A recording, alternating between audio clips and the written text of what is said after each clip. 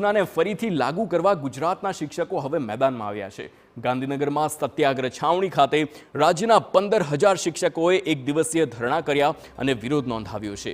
હાલ તો શિક્ષકના ધરણા સમાપ્ત થયા છે, પરંતુ આગામી દિવસોમાં જો તેમની માંગણીઓ નહીં સંતોષાય તો આંદોલનના કાર્યક્રમ યથાવત રહેશે। 17 દિવસમાં ઠરાવ પાસ નહીં થાય તો શાળાને તાળાબંધી અને ફરજથી અળગા રહી શિક્ષકો વિરોધ નોંધાવશે। આગામી 17 દિવસ સુધી જો દરરોજ 2 જિલ્લાના શિક્ષકો અનશન કરશે। અખિલ ભારતીય શૈક્ષિક મહાસંઘના નેજા હેઠળ રાજ્યભરના શિક્ષકો જૂની પેન્શન યોજનાની માંગ કરી રહ્યા છે, ત્યારે વર્ષ 2005 પહેલા ભરતી થયેલા શિક્ષકો જૂની પેન્શન યોજનાનો લાભ માગી રહ્યા છે। તેમનું કહેવું છે કે હાલમાં જે પેન્શન મળે છે તેનાથી દૂધના પણ ખર્ચા નથી નીકળતા, જેથી ઓપીએસ ફરી લાગુ કરો, નહીં તો ઉગ્ર આંદોલન કરીશું।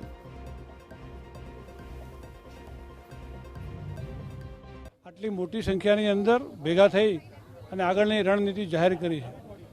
અમે હવે દરેક દિવસે 2 જિલ્લાના 200-500 મિત્રો કન્ટિન્યુ 15-17 દિવસ સુધી બેસવાના છીએ અને એ પછી પણ જો ઠરાવ નહીં થાય તો ઓનલાઈન કામગીરી, શાળાની અંદર જવાનો પણ અસહયોગ, આ પ્રકારના કાર્યક્રમો અમે આપવાના છીએ। સુરત